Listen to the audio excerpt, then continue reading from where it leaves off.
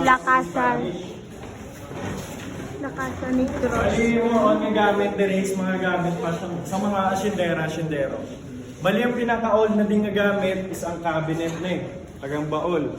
So are more than sa 160 years old na siya. So made in China man. So amo ni siya ang kahoy nga is ginabutang sa perfume. Gulat ka no? May idea ka mo. Sandalwood. Sandalwood.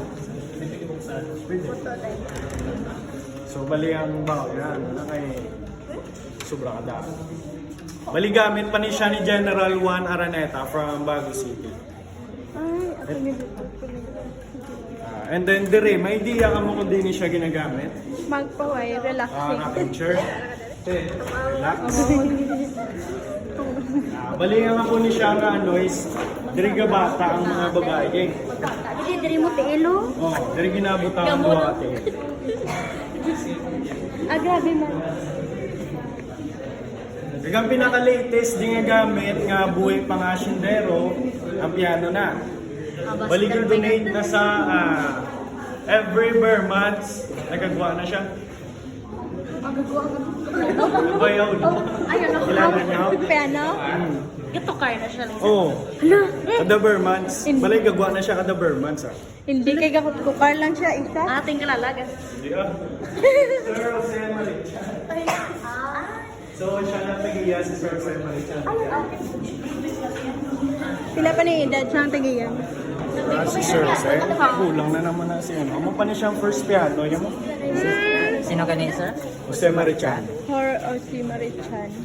Ano yung halan niya? Gagawa sa Hindi siya. Around family siya.